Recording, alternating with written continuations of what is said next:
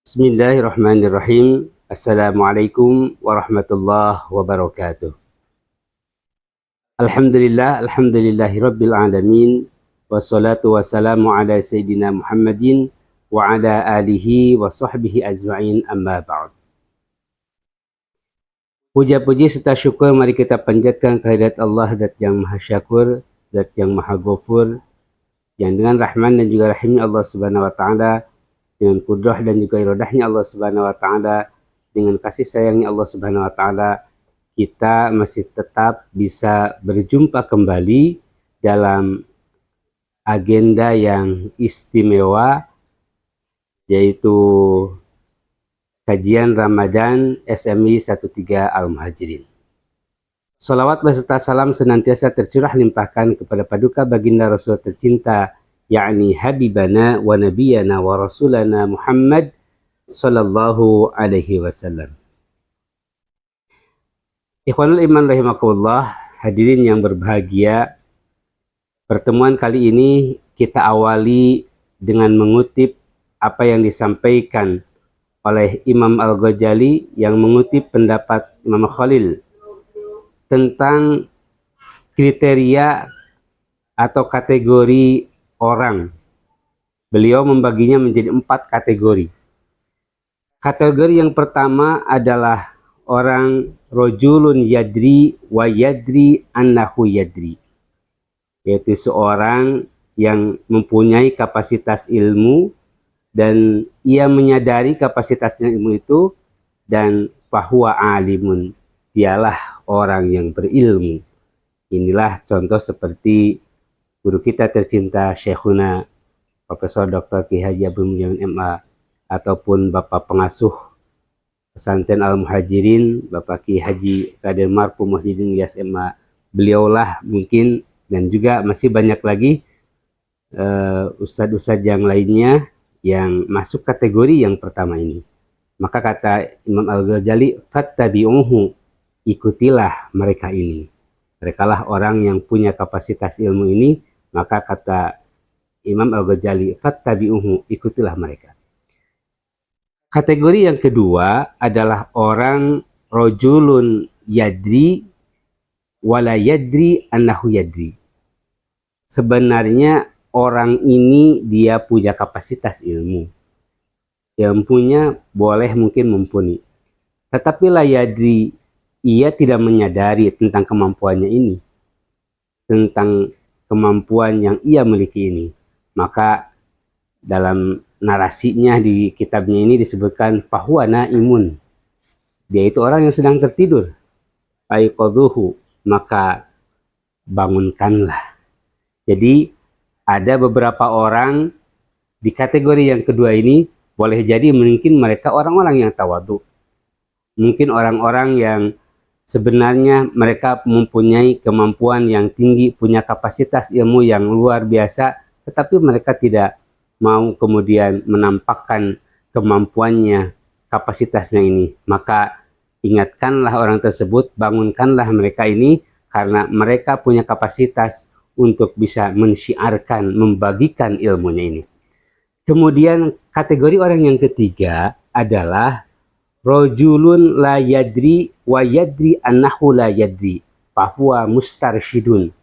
Kategori orang yang ketiga adalah orang yang tidak punya kapasitas ilmu, tidak punya kapasitas amaliyah yang mumpuni, tetapi dan ia betul-betul menyadari bahwa ia secara keilmuan kurang, secara amaliyah juga kurang, maka dia adalah mustarsyidun, orang yang membutuhkan petunjuk. Maka parsyidu, maka berikanlah petunjuk bagi orang tersebut. Kategori orang yang ketiga ini boleh jadi yaitu kategori orang yang senantiasa menjadi pembelajar sepanjang masa.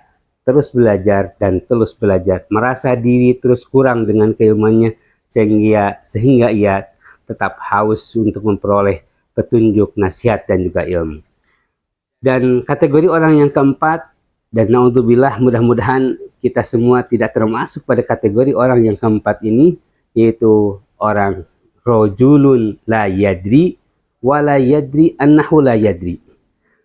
Kategori orang yang keempat ini kalau menurut pendapat saya cukup kocak juga. Kenapa cukup kocak juga? Ya, ada orang yang rajulun la yadri, orang tidak punya kapasitas keilmuan, tidak mempunyai keilmuan, secara amaliyahnya juga kurang, tetapi la yadri, ia tidak mengetahui, ia tidak menyadari, bahkan ia tidak mau belajar, ia tidak menyadari ia secara keilmuannya kurang, secara amaliyahnya kurang, tetapi ketika dia diajak untuk belajar, dia tidak mau. Dia malah menentangnya. Ketika dia diajak untuk berkumpul mengikuti pengajian, ia menolaknya. Bahwa la yadri, rajulun la yadri, wa la yadri annahu la yadri. Mereka lah orang yang mungkin boleh dikatakan orang yang tidak menyadari dirinya bahwa ia masih kurang secara keilmuan ataupun secara amaliyah. Ikhwanul iman rahimakumullah, di posisi apakah kita harus mengambil dari 4 kategori ini? Maka saya pribadi akan mengambil di posisi, bukan akan mengambil, mungkin saya berada di posisi yang ketiga, yaitu rajulun la yadri wa yadri annahu la yadri. Yaitu seorang yang secara keilmuan sangat-sangat kurang, sangat-sangat terbatas, dan senantiasa membutuhkan bimbingan dan juga arahan.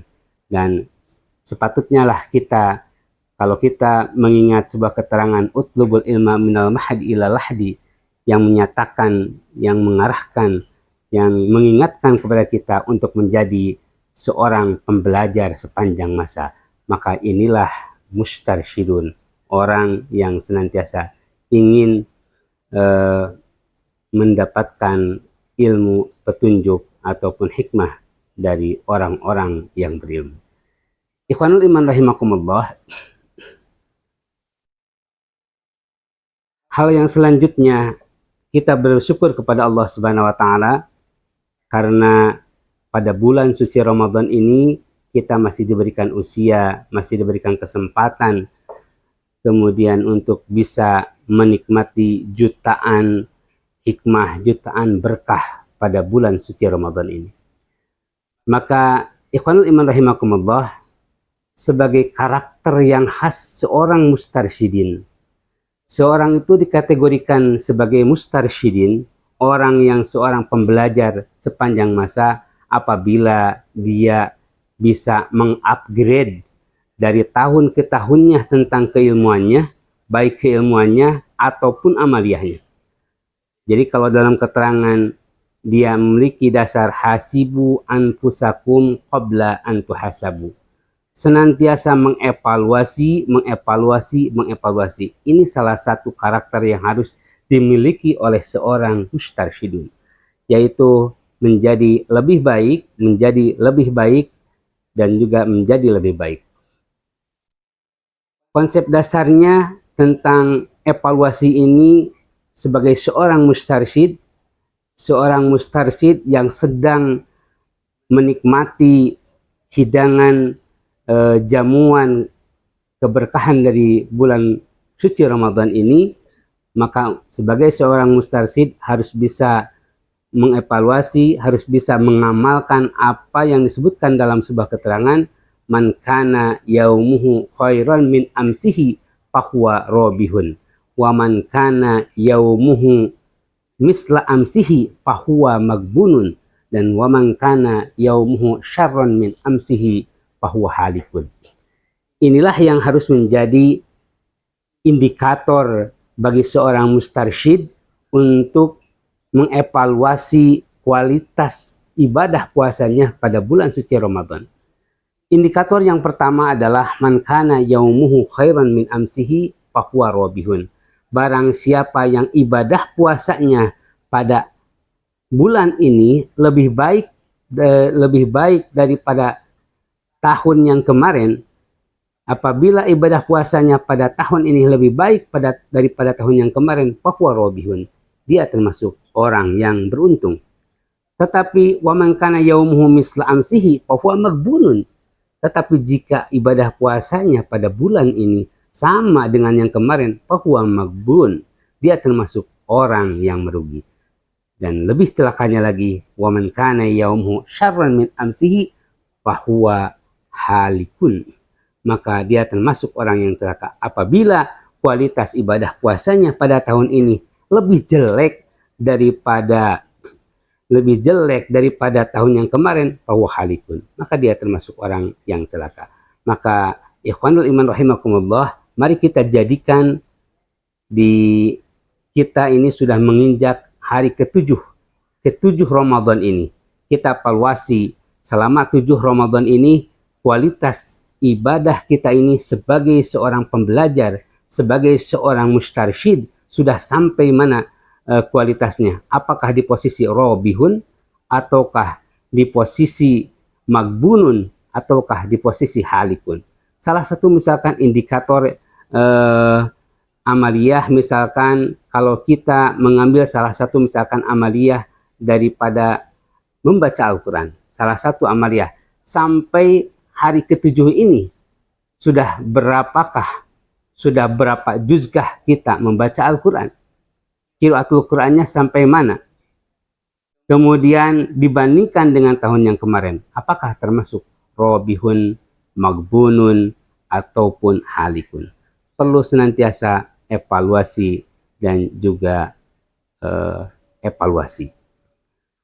Ikhwanul iman rahimakumullah, selain indikator yang tadi untuk bekal motivasi kita meningkatkan kualitas ibadah puasa sebagai seorang mustarsyid, maka ada 3 indikator lagi yang perlu kita jadikan sebagai panduan untuk bisa mengevaluasi kualitas ibadah puasa kita mulai sejak 7 hari ini dan juga hari-hari ke depannya.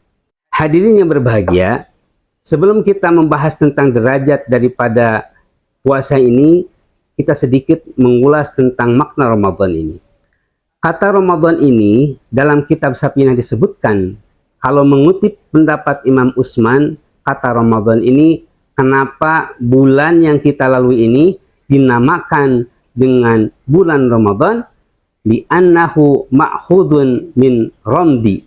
Kata beliau seperti itu, kata Imam Utsman, karena kata Ramadan ini diambil dari kata ramdi, yang artinya al-ikhraqu, artinya membakar.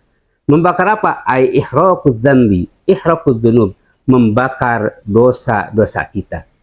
Sedangkan menurut Imam Ahmad Al-Mukri, kata Ramadan ini memiliki makna syiddatul har. Syiddatul har yang memiliki makna sangat panas. Jadi kalau kita dikombinasikan apa yang diungkapkan oleh Imam Utsman dan juga Imam Ahmad, bahwasanya Ramadan ini memiliki makna sangat panas yang bisa membakar dosa-dosa kita. Ini adalah sebuah kapasitas, sebuah fasilitas yang luar biasa yang Allah suguhkan bagi semua kaum muslimin untuk bisa membersihkan jiwanya dari noda-noda dosa. Nah, ikhwan iman rahimakumullah, tentang derajat saum ini, menurut Imam Ahmad Al-Fushni ada 3 derajat. Dan 3 derajat ini adalah sebagai indikator untuk mengevaluasi kualitas ibadah puasa kita sebagai seorang mustarsyid. Derajat puasa yang pertama menurut Imam Ahmad Al-Fushni adalah saumul umum. Apa saumul umum ini? Menurut beliau yang disebut saumul umum ini adalah qatful batni wal fajri an qasdi syahwati. Yang disebut dengan puasa umum adalah kaful batni, menjaga perut kita, menjaga perut kita dari haus dan juga lapar, wal fajri, dan menjaga kemaluan kita an qasdi syahwati, dari keinginan atau dari syahwatnya. Apabila ada seseorang yang puasanya hanya baru mampu menjaga, menahan lapar, menahan haus, menahan dorongan syahwatnya, tetapi pandangannya, pendengarannya, kakinya tidak terjaga, maka orang yang kategori ini termasuk berada pada level saumul umum menurut Imam Ahmad Al-Fusni. Ikhwanul iman rahimakumullah, derajat yang kedua adalah disebut dengan saumul khusus.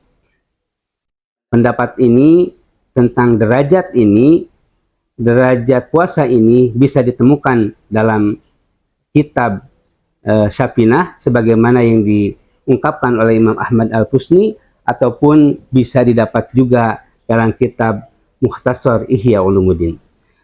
Derajat yang kedua adalah saumul umum. Apa saumul umum ini? Menurut Imam Ahmad Al-Fusni adalah kafus sam'i wal basari wal yaddi wal rijli wal jawarih anil asami. Menjaga pendengaran, menjaga penglihatan, menjaga tangan, menjaga kaki, menjaga anggota tubuh kita anil asami, dari perbuatan dosa. Ikhwanul iman rahimakumullah, kalau misalkan ada seorang so'imun, ada seorang yang berpuasa, yang kemudian dihadapkan pada dua situasi, ke arah sebelah kanan ada acara pengajian, kemudian di sebelah kiri, ke arah sebelah kiri ada acara hiburan. Seorang so'im di situ akan diuji. Apakah dia akan melangkah ke sebelah kanan, melangkahkan kakinya ke sebelah kanan, mengikuti kajian, pengajian, ataukah akan melangkahkan kakinya ke sebelah kiri, mengikuti keinginannya, yaitu menikmati hiburan yang menggodanya. Maka di situ ada tarik ulur. Kalau si so'im ini, tarik ulurnya nampak dari gerakan dia yang ragu-ragu. Pertama, dia gerakan kakinya 2 langkah ke sebelah kanan karena terdorong ingin mengikuti pengajian. Tetapi kemudian dia balik lagi 2 langkah ke tempat asal, melangkahkan kakinya mengarah ke sebelah kiri karena terdorong ingin menikmati hiburan. Tetapi kemudian ia terdorong lagi, balik lagi ke tempat asal, dan ia melangkahkan kakinya ke sebelah kanan. Maka orang ini sudah berhasil menjaga jawarihnya, menjaga anggota badannya, melangkah mengikuti acara pengajian. Walaupun hatinya belum selamat. Kenapa belum selamat? Masih nyangkut hatinya di acara hiburan. Tetapi boleh jadi orang ini termasuk kategori orang yang kedua. Kenapa kategori orang yang kedua? Kafur rijli, kaful yaddi, kaful jawarih anil asami. Dia bisa menjaga anggota badannya, menjaga langkah kakinya, menjaga ayunan tangannya dari hal yang tidak semestinya. Maka ini boleh dikatakan kategori orang yang kedua yang bisa menggerakkan anggota badannya walaupun hatinya masih tercantol pada acara yang hiburan tersebut. Ikhwanul iman rahimakumullah, dan kategori orang yang kedua, orang yang ketiga, kategori orang yang pertama, puasa yang paling atas, yang derajatnya paling tinggi, yaitu derajatnya saumul khususul khusus. Menurut Imam Al-Fusni, yang disebut dengan puasa khususul khusus adalah sarful qalbi an himamid daniyah. Jadi kalau derajat orang yang pertama ini, mainnya bukan di fisik lagi, mainnya sudah bukan dohir lagi, tapi levelnya sudah pada level batin, yaitu sarful qalbi an himamid daniyah, yaitu orang yang bisa memalingkan hatinya an himamid daniyah, dari hal-hal yang menghinakan, dari hal-hal yang menghinakan yang tidak Allah ridhoi.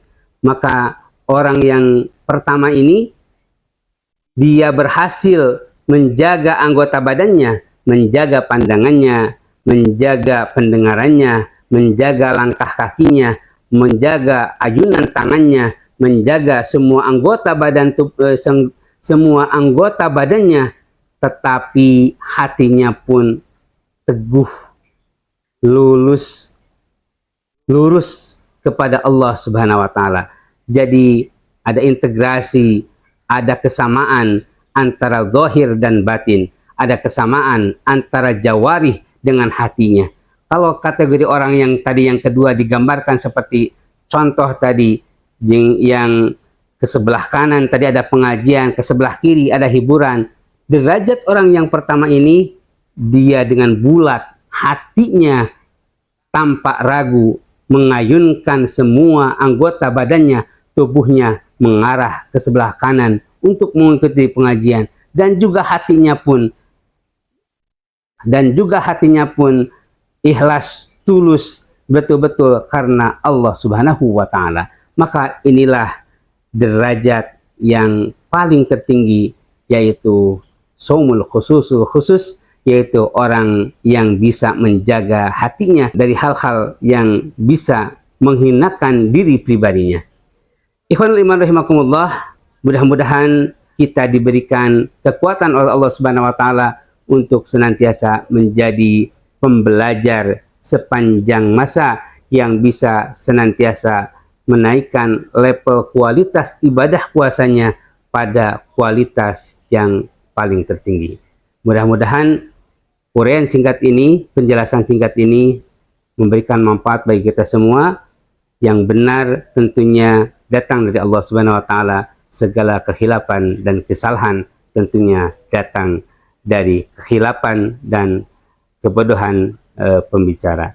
Wallahu muwaffiq ila aqwamit thoriq. Wassalamualaikum warahmatullahi wabarakatuh.